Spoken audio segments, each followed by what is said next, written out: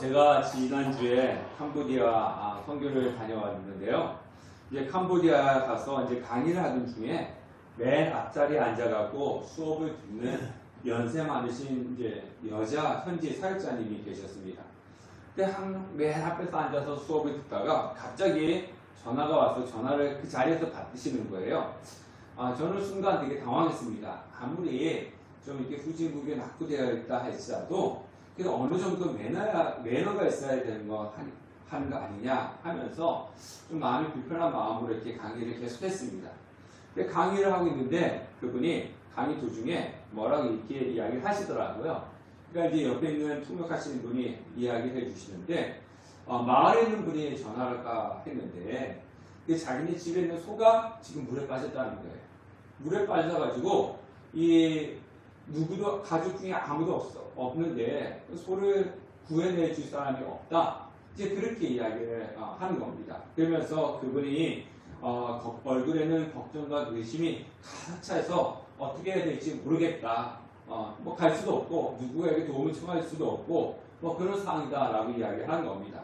그래서 참석한 모든 학생들과 함께 이제 기도를 했습니다. 기도를 하고 나서 이제 휴식 시간을 잠깐 가졌는데요.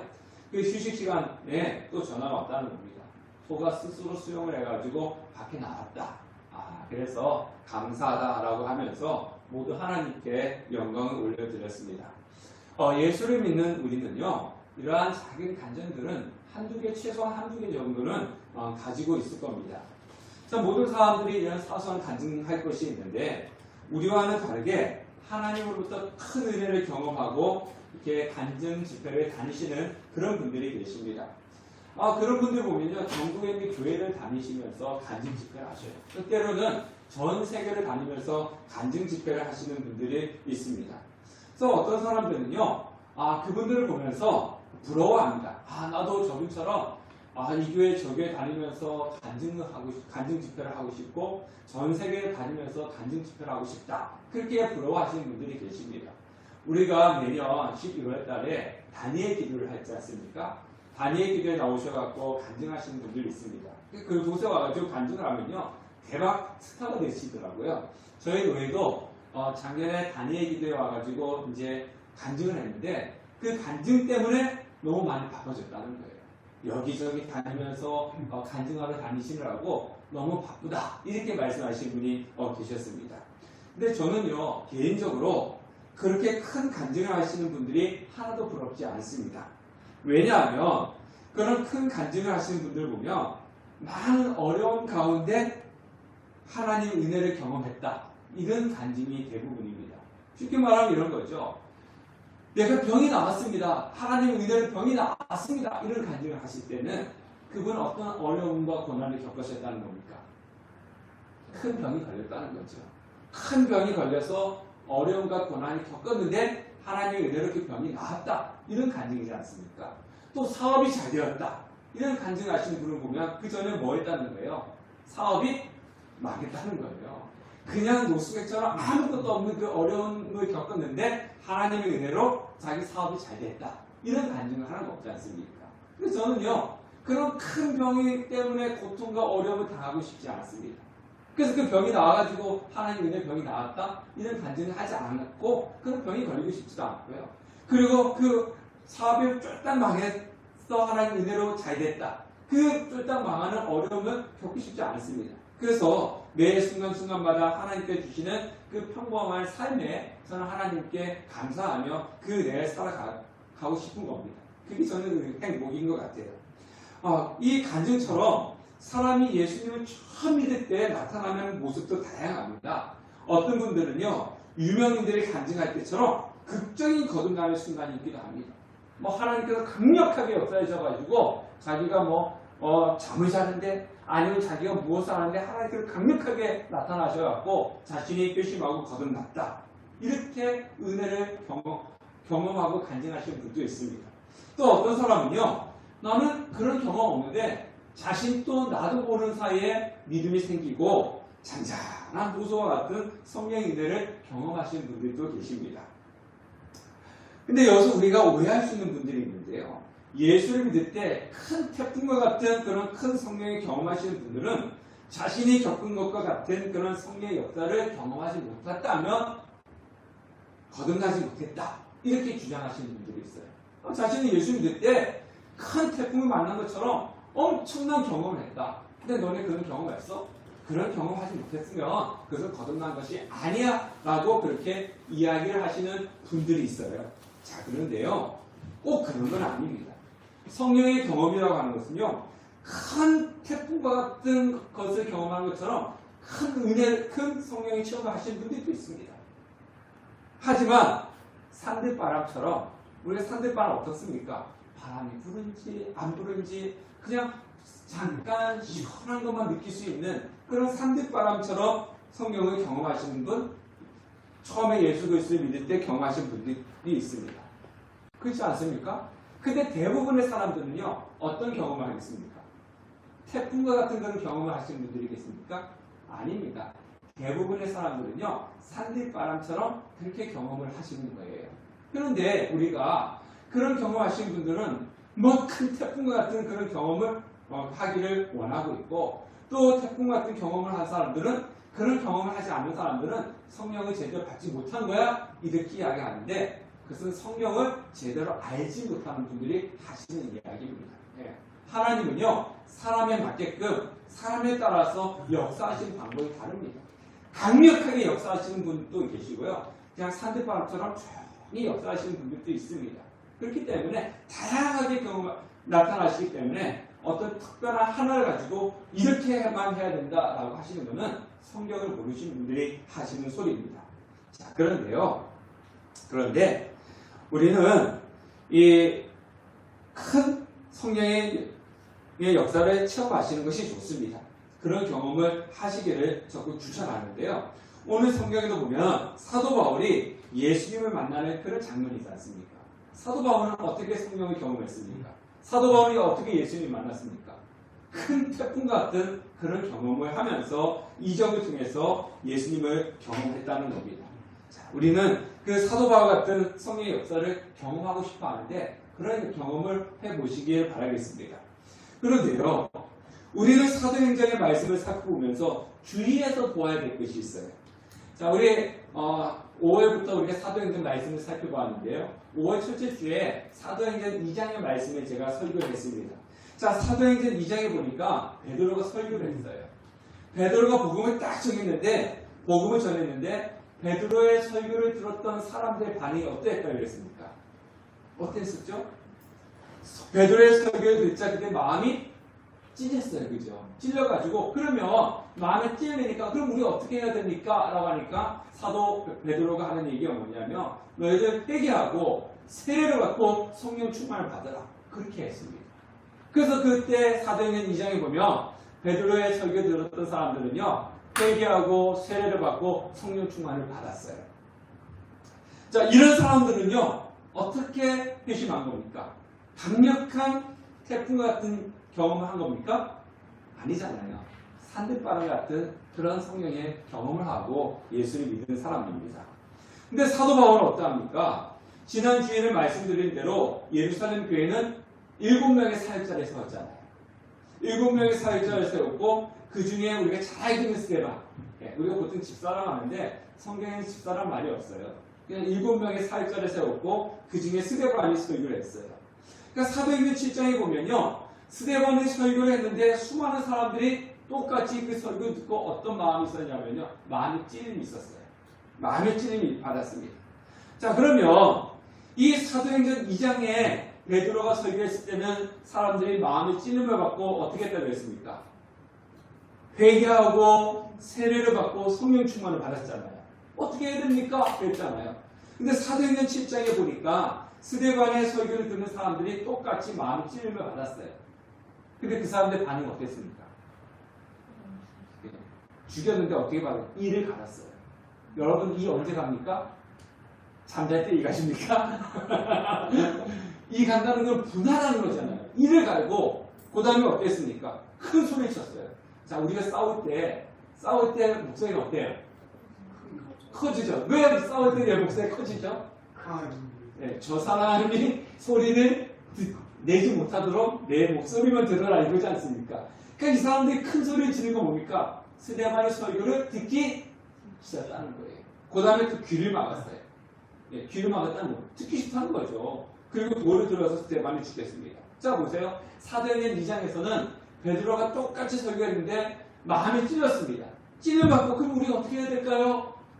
회개해라. 세례받고 성령 충만 받아라. 그러니까 회개하고 세례받고 성령 충만 받았는데 사도행전 7장에서는 똑같이 마음의 찔림을 받았는데 이를 갈고 큰 소리를 지르고 귀를 막고 돌을 던져갖고 스데반을 죽였어요. 그리고 그때 스데반을 죽일 때 증인이 된 사람이 누구냐면 바로 바울입니다. 주동자였다는 거죠. 자 그러면 왜 베드로가 설교할 때는 수많은 사람들이 회심했는데 스데반이 설교할 때는 오히려 회심을 시킨 것이 아니라 자기 돌을 맞아 순교를 당했을까요? 이렇게 이야기하시는 분들이 있습니다. 베드로는 예수님을 수제자였기 때문에 영적인 능력이 뛰어나서 베드로가 설교했을 때 수많은 사람이 회심한 거고 스데반은 베드로보다 영적인 능력이 못하였기 때문에 회심을 하지 않았다. 오히려 돌 맞아 죽었다. 순교했다. 이렇게 이야기를 할 수도 있습니다. 그런데요. 우리가 지난주에 7명의 사역자를 세울 때 그 사람들은 어떤 사람을 뽑았습니까? 교회 오래 다니는 사람이요? 아니잖아요. 연장자? 아니면 학벌? 아니면 돈 많은 사람? 어떤 사람 뽑았어요? 돈 많은 사람 뽑지도 않았어요. 예, 나이 많은 사람도 뽑지 않았어요. 교회 오래 다니는 사람도 뽑지 않았어요. 성령 충만한 사람을 뽑았단 말이죠. 그러니까 스데반은 어떤 사람이었어요? 성령 충만한 사람이었습니다. 그리고 사도행전 7장에 보면은 이 스데반이 돌을 맞을 때 무엇을 봤냐면요. 하늘이 열리고 하나님 보좌 우편에 예수님 서 계신 것을 봤단 말이에요. 베드로 못 봤어요. 그런 거예요. 그런 거 보면 스데반이 더 영적으로 베드로보다 더 낫다라고 이야기가 또 할 수 있는 겁니다. 그러니까 스데반이 문제가 아니라 스데반의 설교를 들은 사람들의 신념이 어땠다는 겁니까? 강팍하고 악했다는 거예요. 그 가운데 사도 바울이 있었고 주동자가 누구였느냐? 사도 바울이었고 그리고 증인이었다는 겁니다. 자 그러면 스데반이 순교를 할 때 그 기점을 통해 갖고 이제 그 교회의 박해가 시작되었습니다. 자 박해가 얼마나 혹독했든지 이 예루살렘 안에 우리가 5,000명, 몇천 명씩 막 있었잖아요. 그 사람들 어떻게 했냐면 다 도망갔어요. 누구만 남았냐? 사도들만 남았습니다. 자, 여러분들의 삶의 터전인 이 남양주 구리시잖아요. 여기를 버리고 지방으로 간다는 것은 쉬울까요? 쉽지 않을까요? 쉽지 않습니다. 내 삶의 터전을 버리고 간다는 것도 쉽지 않아요. 근데 갈 수밖에 없는 상황이지 않습니까? 그만큼 교회에 핍박이 심했다는 거예요. 핍박이 심해서 사도들 빼놓고 다 도망을 갔다는 겁니다. 흩어졌다는 거죠. 그 박해의 선두에 누가 서 있느냐? 사도 바울이 있었다는 겁니다. 그래서 사도행전 8장 3절 보니까 다 같이 한번 읽어보겠습니다. 시작. 사울이 교회를 잔멸할 때 각 집에 들어가 남녀를 끌어다가 옥에 넘기니라. 자, 사울이 교회를 어떻게 했다고요? 잔멸했다고 그랬어요. 자, 이 잔멸하다는 것은요. 이 헬라어는요, 포도원에 뛰어든 멧돼지가 포도원을 마구 짓밟아가지고 쑥대밭으로 만들 때 쓰는 그런 표현입니다. 자, 멧돼지, 우리나라도 가끔씩 뉴스 보면은 멧돼지가 도심에 출현했다, 막 그런 뉴스 나오지 않습니까? 그러면 가가지고 경찰들이 가가지고 총으로 쏴가지고 이렇게 죽이지 않습니까? 멧돼지는요, 사람도 막 죽입니다. 그래서 멧돼지 만나면 안 돼요. 그래서 농작물 하시는 분들이 멧돼지가 내려오면 농작물이 그냥 다 망가지는 거예요. 다 들 수 있고 땅도 파고 다 밟고 다 먹고 그러기 때문에 멧돼지가 내려왔다? 그럼 그 농작물은 다 그냥 초토화되는 겁니다. 그러니까 잔멸이라고 하는 것은요. 멧돼지가 농작물을 잔멸한 것처럼 사도 바울이 지금 그때 사도가 아니었죠. 우리가 보통 사울은 히브리식 이름이고요. 바울은 헬라어 이름입니다. 네, 그래서 우리가 보통 바울이라고 부르는데 교회를 그렇게 잔멸했다는 거예요. 예. 자, 그런 배경 속에서 오늘 사도행전 9장 말씀입니다. 자, 1절과 2절을 한번 읽어보도록 하겠습니다. 시작. 사울이 주의 제자들에게 대하여 여전히 미역과 사기가 등등하여 대제사장에 가서 다메섹 여러 회당에 가져갈 국물을 청하니 이는 만일 그 돌을 따르는 사람을 만나며 남녀를 망령하고 결박하여 예루살렘으로 잡아오려 합니다. 자, 그러니까 이 바울이 남녀노소, 남자, 여자, 어른이나 어린아이나 다 지금 수단과 방법을 가리지 않고 이제 잡아서 이제 감옥에 집어넣고 있는데, 여기서 등등했다라고 하는 것은 뭐냐면요, 살기가 등등했다라고 얘기하지 않습니까? 그러니까 야수가 이게 숨이 이게 헐떡헐떡 되면 씩씩대요. 그러니까 분노가 이만큼 가득 차면 어때요? 화가 막 머리끝까지 올라오면은 그 화 때문에 막 그냥 씩씩씩씩 되잖아요. 지금 사도 바울이 그랬다는 거예요. 예. 그 분노, 그 예수를 믿는 성도가 교회를 핍박하고 잡기 위해서 그것이 분노가 가득 차 있는 그런 상태를 이야기를 하고 있습니다. 자, 이런 증오의 감정을 지낸 채 사울이 어디를 간다고 했습니까? 2절에 보니까 다메섹이라고 그러잖아요. 자, 이 다메섹은요, 우리가 지금 이스라엘이 하마스하고 전쟁을 하고 있잖아요. 싸우고 있는데 가끔씩 가다 나오는 나라가 있어요. 이스라엘 위에 시리아라고 하는 나라가 있지 않습니까? 이렇게 레바논이 있고 시리아가 있지 않습니까? 그 시리아 수도가 다마스크입니다. 그 다마스크가 다메섹이에요. 네, 다메섹. 그럼 이 예루살렘에서 여기까지가 거리가 얼마냐면요, 220km입니다. 자, 220km 그러면은 여러분들 감이 잘 안 오시잖아요. 서울에서 대구까지 거리라고 생각하시면 돼요. 네, 서울에서 대구까지 정도 거리입니다. 지금 또 여기서 대구까지 차를 타고 가려면요, 고속도로 가면은 한 3시간 30분에서 4시간 정도 걸립니다. 거리가 되게 먼 거리잖아요. 그럼 그 당시는 뭐 타고 갔겠습니까?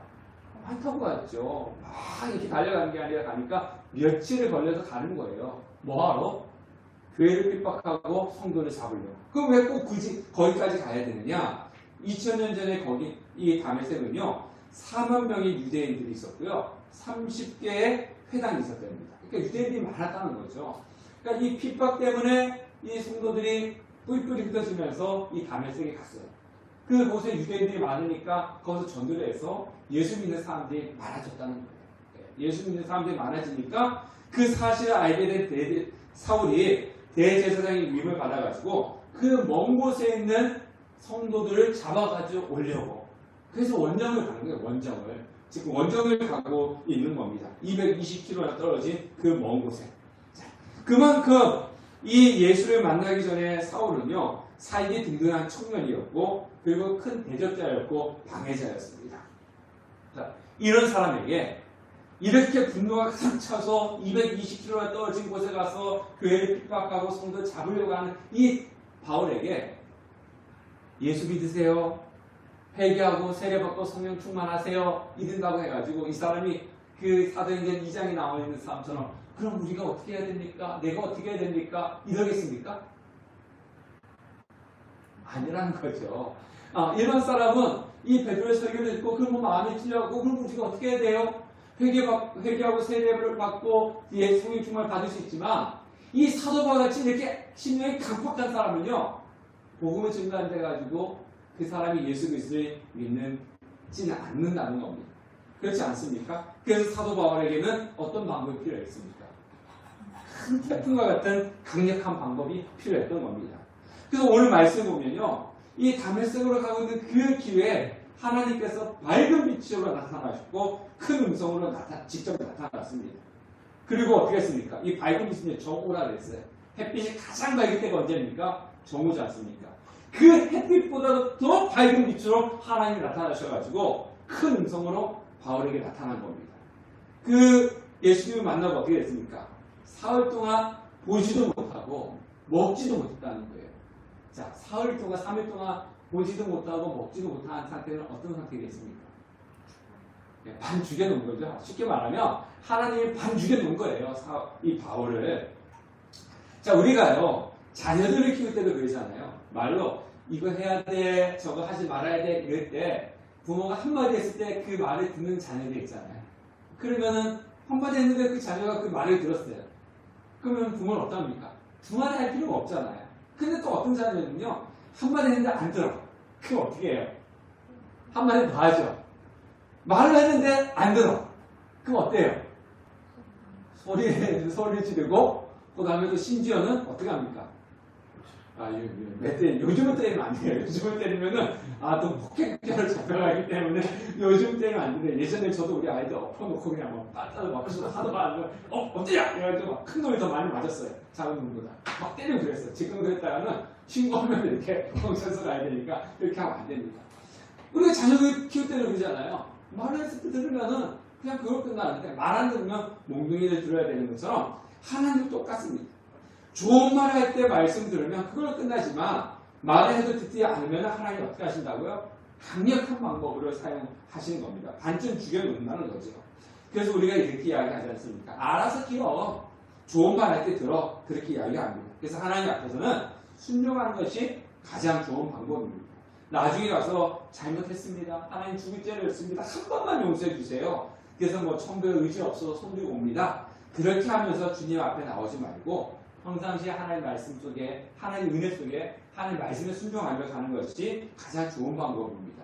그런 성도님들이 되시기를 바라겠습니다. 자, 사도행전은요, 제가 지난주도 말씀했고 지지난주도 말씀했던 것처럼 이 땅에 교회가 어떻게 탄생했는지, 그리고 성도는 어떤 사람인지, 교회 생활은 어떻게 해야 하는지, 그리고 하나님께서 교회를 향한 역사를 기록한 말씀이 사도행전입니다. 그래서 5월과 6월에는 사도행전 말씀을 살펴볼 건데요. 자, 반복되지만 교회는 어떻게 시작했습니까? 우리 지지난주 안 오신 분들 위해서 제가 말씀드리는데요. 교회는 오순절 마가의 다락방에서 기도하던 예수님의 120명의 제자들에게 성령이 임하면서 교회가 시작했습니다. 성도는 어떤 사람이 성도냐? 자신의 죄를 회개하고 죄를 짓지 않겠다고, 죄를 짓지 않고 새로운 삶을 살겠다고 하는 그런 세례를 받고 성령 충만 받은 사람들이 성도인 겁니다. 교회 나온다고 성도가 아니라, 교회는 아니라 우리는 성도가 되어야 되는 겁니다. 그리고 성도로 이루어진 교회에는 어떤 일이 있어야 되냐 하면요. 우리 4장 42절의 말씀처럼 다 같이 읽어보겠습니다. 시작. 그들이 사도의 가르침을 받아 서로 교제하고 떡을 떼며 오로지 기도하게 일습니다. 자, 교회 안에서는 어떤 일이 이루어져야 되냐면요. 첫 번째, 사도들의 가르침을 받았다라고 했습니다. 사도들의 가르침은 바로 하나님 말씀입니다. 그래서 그 말씀이 전파되고 말씀에 순종하는 것이 교회고요. 두 번째는 서로 교제했다라고 하는데 이 교제는 두 가지라 얘기했습니다. 첫 번째는 하나님과의 교제입니다. 하나님과의 교제는 뭘로 통해서 이루어집니까? 예배입니다. 하나님과의 교제는 예배입니다. 그래서 제가 여러분들 보고 예배에 빠지면 안 됩니다. 예배 나와라! 이렇게 강조하는 것이 하나님과의 교제는 예배를 통해서 이루어지기 때문에 그렇습니다. 서로 교제했다는 것은 하나님과의 교제, 두 번째는 사람과의 교제입니다. 자, 근데 성도들끼리 교제는요, 우리가 흔히 말하는 것처럼 예배 끝나면 우리가 저 가서 다가를 먹으면서 하는 커피나 마시면서 나 이렇게 살았어요, 저렇게 살았어요. 이것도 교제이지만 여기서 말하는 교제는 뭐냐면 성찬이 있는 겁니다. 성찬은 뭐냐? 여기서 말하는 하나님의 일에 동참하는 것이 성도 간의 교제입니다. 하나님의 일. 그런 교제가 있었고요. 그리고 세 번째는 뭐가 있었다고 그랬습니까? 떡을 때리는 성찬이고 오로지 뭐하기에 있었다고요? 기도하기에 있었다. 그러니까 교회는 뭐가 있어야 되냐? 하나님 말씀이 있어야 되고, 그리고 교제가 있어야 되고, 하나님과의 교제, 성도와의 교제가 있어야 되고, 세 번째가 뭐냐면 기도가 있어야 됩니다. 이게 교회입니다. 자, 이런 모습이 교회 안에 이루어질 때 우리 성경에 보면 믿는 자의 수가 많아졌다라고 그렇게 이야기했습니다. 그래서 교회의 부흥은 우리가 하나님 말씀에 순종하고 하나님과 교제하고 합심해서 우리가 기도할 때 교회의 부흥이 일어나는 것입니다. 자, 그런데 지난주에 말씀드렸듯이 성도의 수가 많아지니까 교회 안에서 히브리파 유대인들과 헬라파 유대인들 사이에 분파가 생겨서 그 안에 파벌이 나누어졌습니다. 그래서 사도들이 택한 해결책이 무엇이었습니까? 교회 안에 분파가 이루어지니까 사도들이 택한 해결책이 있었는데 그게 뭐냐면 7명의 사역자를 뽑은 거예요. 7명의 사역자. 그래서 우리가 잘 알고 있는 스데반이 여기 사역자를 뽑힌 겁니다. 자, 그러면 왜 사도들이 7명의 사역자를 세웠느냐? 7명의 사역자를 세운 이유는 뭐냐면은 더욱 말씀과 기도에 전념하기 위해서입니다. 성도들이 많아지니까 사도들이 성도들에게 말씀을 전하는 것이 소홀해졌어요. 그리고 그 성도들이 많아지니까 기도하는 것이 소홀해졌습니다. 기도하는 일에 소홀해지고 말씀을 전하는 것이 소홀해지니까 뭐가 생긴 거예요? 교회 문제가 생긴 거예요. 파벌이 생긴 거예요. 그래서 다시 사도들이 7명의 사역자를 세우고 말씀과 기도에 전념하니까 믿는 자의 수가 많아졌다. 그렇게 성경에 나왔습니다. 그러니까 교회는요, 말씀과 기도가 절대적이라는 겁니다. 말씀과 기도가 없으면 그 교회는 문제가 생기고 온전히 세워져 갈 수가 없는 겁니다. 저는 최근 지난 목회 기간을 뒤돌아보면서 좀 새롭게 다짐을 한 것이 있어요. 이 개척을 하니까 개척교회, 작은 교회는 성도님 한 분 한 분이 귀하지 않습니까? 이 한 분 한 분이 절실하다 보니까, 그러니까 제가 생각할 때 우리 성도님들한테 온전히 말씀을 가르치지 못했다라는 생각이 좀 들었습니다. 혹시 이 말씀을 전하면 저분이 상처를 받아서 교회 안 나오면 어떡하지? 이 말씀 전하면 저분이 시험 들어서 교회 안 나오면 어떡하지? 이런 생각을 많이 했습니다. 사실 성경에 있는 말씀대로 전했음에도 불구하고 교회를 떠나신 분이 몇 분 계십니다. 그러니까 그분들 이야기는 뭐예요? 자기 들으라고 이야기했다는 거예요, 제가. 그러면 어떻게 해야 돼요? 마음이 찔리면 어떻게 해야 돼요? 사도행전 2장 말씀처럼. 그렇죠. 회개하고 세례를 받고 성령 주면 마음이 찔리면 찔리면 그렇게 살아야 되나 보다. 이렇게 해도 은혜를 받으면 되는데 목사님 나를 보고 이야기했다. 그러면서 교회를 떠나신 분이 몇 분 계셨습니다. 그런 분들이 있다 보니까 제가 설교를 할 때 좀 이걸 이야기하면 이분이 좀 마음이 걸리고 저거 하면 저분이 마음이 걸리고 그래서 이렇게 빼놓고 설교하는 경우들이 있었어요. 자, 성도님들 예배 늦게 오시면 저는 이제 예배 일찍 오십시오 이렇게 이야기해야 되는데 늦게라도 와주신 것이 얼마나 감사한데 이렇게 이야기하고 넘어가고 결석을 하면 신앙생활 제대로 못해도 작은 교회에 찾아와 주신 것도 얼마나 감사한데 이러면서 제 마음을 달래면서 넘어간 적이 많았다는 겁니다. 그래서 제가 최근에 생각한 건 뭐냐면 좀 하나님 말씀대로 좀 더 전해야겠다라는 그런 마음을 먹었습니다. 왜냐? 교회는 말씀과 예배와 기도가 있어야 되는 곳이기 때문에 그렇습니다. 그래서 좀 더 우리 성도님들한테 하나님 말씀을 강조하고 예배를 강조하고 기도를 강조해야겠다라고 생각을 했습니다. 왜냐하면 교회는 교회의 본질이 말씀과 기도와 예배이기 때문에 그렇습니다. 그래서 혹시 여기 계신 우리 성도님들은 그런 분들이 안 계시겠지만은 혹시나 나는 예배하는 소리 듣기 싫어, 말씀 기도하는 소리 듣기 싫어 이런 분은 안 계시지만 혹시나 그런 분이 계신다면 그런 이야기 안 하는 교회를 찾아가시면 되는 겁니다.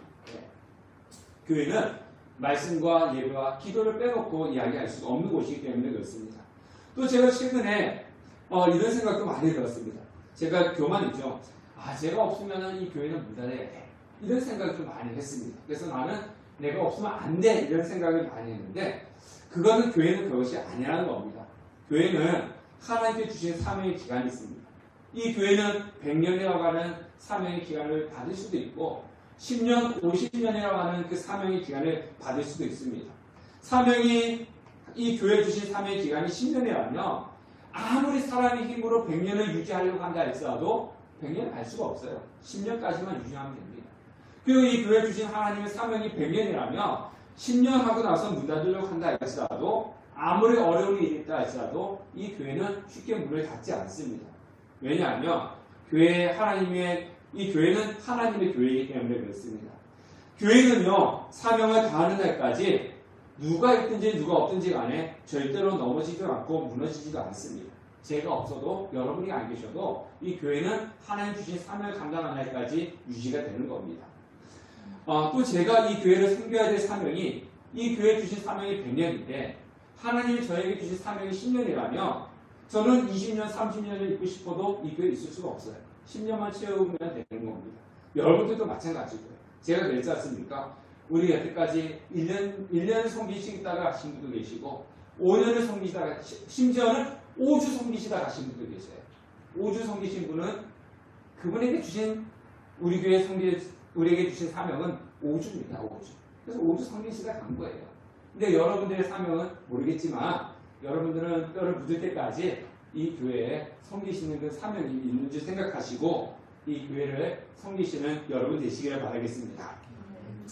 자, 제가 지난번에 말씀드렸듯이 교회는 목사를 위해서 오는 것도 아니고 저를 도와주기 위해서 이 작은 교회를 도와주기 위해서 오시는 것도 아닙니다. 제가 캄보디아 도중에 모르는 번호로 전화가 계속 오는 거예요. 저는 이제 성교를 나가면 전화를 받지 않습니다. 요금이 많이 나가기 때문에. 요금 나가서 전화 받으면 요금이 많이 나가잖아요. 그래서 전화 안 받아요. 이거 데이터도 이제 로깅도 하지 않습니다. 예. 로깅도 하지 않습니다. 그냥 모르는 번호로 계속 전화가 오는 거예요. 그래서 제가 문자 주세요라고 문자를 보냈어요. 그랬더니 어느 교회 무슨 집사님입니다. 목사님과 통화하고 싶습니다. 이렇게 답장이 왔더라고요. 그래서 제가 캄보디아 선교 중이니까 한국 들어가서 연락드리겠습니다 했습니다. 그래서 들어와서 전화했더니 그냥 안면에 있는데 저 잘 모르겠더라고요. 근데 그분이 저를 알고 계신 집사님이셨습니다. 근데 그분 하시는 말씀이 이 교회를 이제 저쪽 공원에 있으니까 운동하러 이렇게 이 공원을 지나다니면서 교회를 본다는 거예요. 이 교회를 볼 때마다 제가 생각나고 저를 위해서 기도하신다고 이렇게 하시면서 지난주에 저희 교회 잠깐 방문하셔가지고 조금만 도움을 주시고 이렇게 갔습니다. 그러면서 제가 목사님 지나다니면서 기도하겠습니다 이렇게 이야기하고 가시더라고요. 얼마나 감사합니까? 저는 잘 모르는데 그래서 저를 도와주기 위해서 작은 교회를 도와주기 위해서 기도하고 이게 조그만 많은 액수죠. 저희 입장에서는 많은 액수인데 조그만 것을 준비다 하고 이렇게 가고 가시더라고요. 얼마나 감사합니까? 그분처럼 저를 도와주기 위해서 처음에 교회에 올 수도 있고요. 이 작은 교회니까 도와주기 위해서 처음에 교회에 올 수는 있습니다. 그런데요, 교회에 다니는 목적이 목사를 도와주기 위해서, 교회를 도와주기 위해서 오면 안 됩니다. 왜? 교회는 도와주기 위해서 오는 것이 아니라 뭐하기 위해서 올 수 있는 곳이에요? 네. 우리가 도움을 받지만 교회는 세우기 위해서 오는 겁니다. 이 교회를 우리는 세우기 위해서 오는 것이지 도와주기 위해서 오는 것은 아닙니다. 왜냐? 이 교회는 하나님 거기 때문에 하나님은 부족한 것이 없어요. 누구의 도움을 받아야 될 뿐이 아닙니다. 예. 우리는 이 교회를 세우기 위해서 교회에 오는 겁니다. 자, 그래서 저와 여러분은 뭐 하는 존재입니까? 이 교회에 오는 목적이 저와 여러분은 이 교회를 세우기 위해서, 세우기 위해서 오는 겁니다. 저도 이 교회를 세우기 위해서 존재하는 사람이고요. 여러분들도 이 교회를 세우기 위해서 하나님께서 불러주신 분이시라는 사실을 우리는 아셔야 되는 겁니다. 자, 3절과 3절부터 5절 말씀을 읽어볼게요. 시작. 사울이 길을 가다가 다메섹에 가까이 이르더니 호련히 하늘로부터 빛이 그를 둘러 비추니라. 땅에 엎드려 때문에 소리가 있어 이르되 사울아 사울아 내가 어찌하여 나를 박해하느냐 하시거늘 대답하되 주여 누구시니까 이르시되 나는 내가 박해하는 예수라.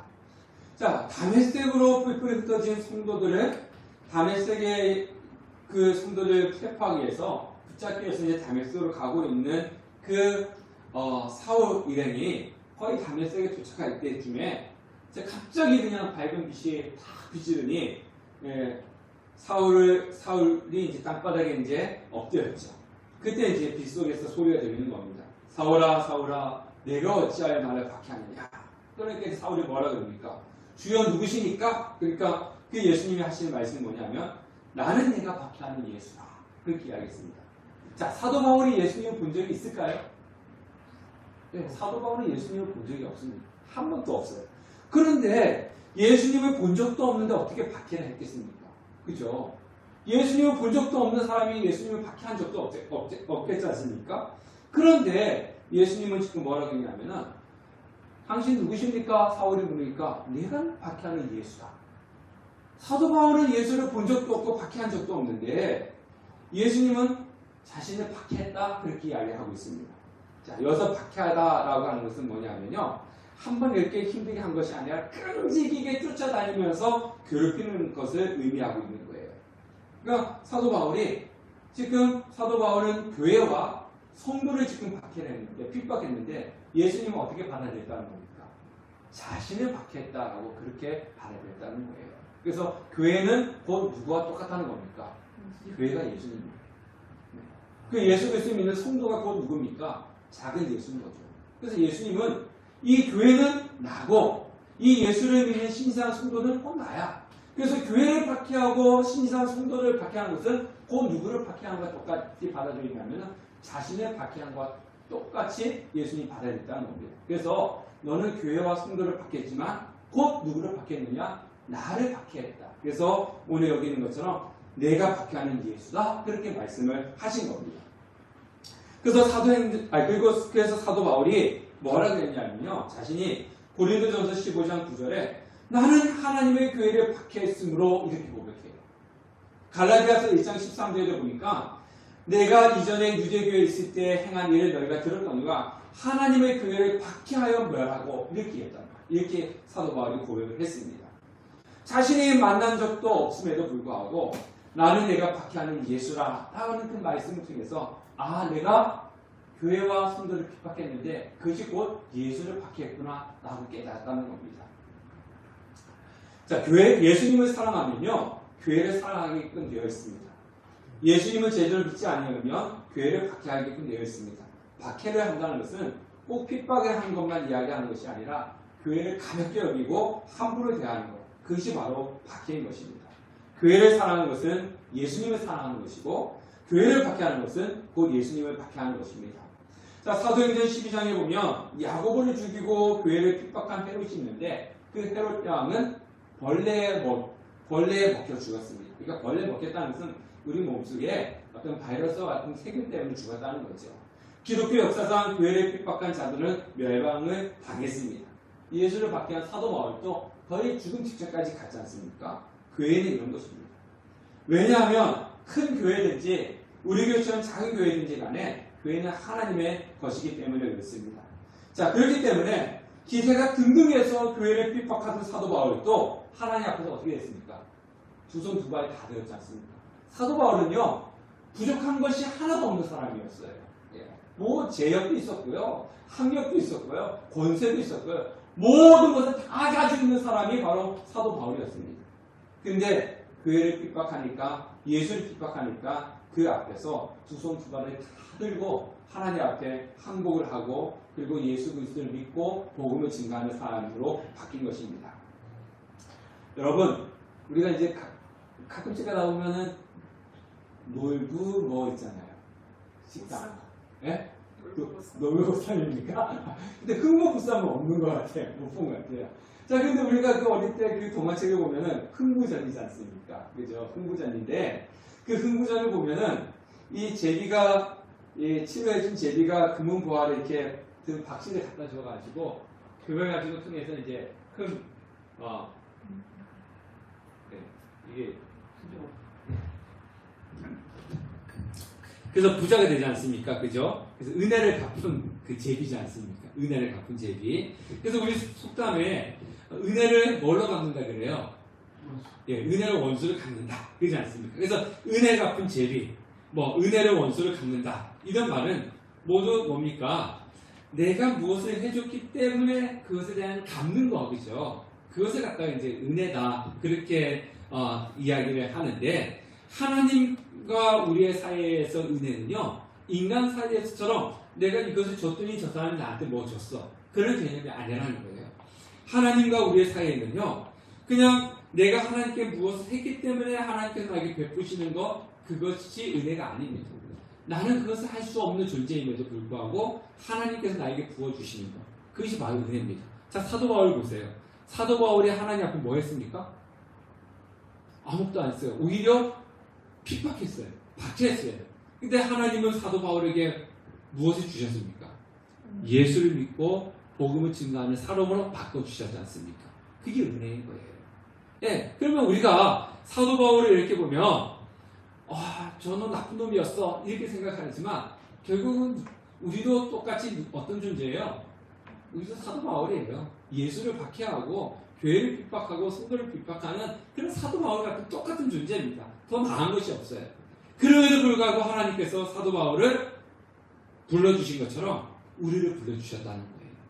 그래서 우리는 사도 바울처럼 교회를 핍박하고 예수를 핍박하는 자였지만 하나님의 성도가 되는 거죠.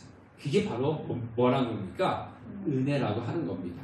자, 우리는요, 은혜 받았다 하면은 대부분 뭔 생각하냐면요, 순간적으로 가슴이 막 찡해지고 눈물을 흘리고 막 이런 순간적인 것, 그것만은 은혜라고 생각하는데 그것도 은혜 맞습니다. 그런데요, 진정한 은혜는 뭐냐면요, 내가 하나님의 말씀을 듣고 깨달음을 통해 가지고 행동이 바뀌는 겁니다. 그게 바로 은혜의 법칙입니다. 예수를 믿고 사도 바울이 예수를 믿고 난 이후에 어떻게 됐습니까? 오늘 우리가 성경 읽지 않았지만 뒤에 보면요. 그 눈을 떴어요. 아나니아를 통해서. 눈을 뜨고 나서 예수를 만나고 나서 그 다음에 바로 제일 먼저 한 게 뭐냐면은 복음을 증거했어요. 복음을 전하는 사람을 잡아서 감옥에 넣던 사람이 예수를 만나고서 나서는 복음을 증거하는 사람이 되었어요. 180도 바뀌었지 않습니까? 참된 은혜는요. 우리의 삶이 바뀌는 거예요. 그래서 제가 얘기했지 않습니까? 성도는 회개하고 자신의 죄를 회개하고 세례를 받는데 그 세례는 예수를 믿는 것도 있지만 삶이 바뀌는 겁니다. 세례는 삶이 바뀌는 겁니다. 그래서 진정한 은혜는 뭐냐면요. 예수 믿기 전과 예수 믿은 후가 달라져야 된다는 거죠. 그게 바로 은혜인 것입니다. 예수 믿기 전에는 세상적으로 살아갔어요. 세상 사람처럼 똑같이 살아갔어요. 근데 예수 믿고 난 이후에는 삶이 내 자신의 중심이 아니라 예수 중심으로 살아가는 것. 그것이 참된 은혜라고 하는 거죠. 우리는 사도 바울처럼 교회를 핍박하고 예수를 받게 하던 자였지만은 그런 하나님 은혜로 예수를 믿는 성도가 되었습니다. 그래서 우리는 은혜를 받은 사람입니다. 은혜를 받은 사람으로서 우리는 예수님의 몸이신 교회를 사랑하고 또 우리의 삶 속에서 삶을 바꾸고 그래서 성도로 살아가는 그런 여러분들이 되셔야 되는 겁니다. 오늘 사도 바울처럼 은혜 받은 삶으로서 사람으로서 성도의 삶을 살아가는 우리 성도들 되시기를 주님의 이름으로 축원합니다. 기도하겠습니다.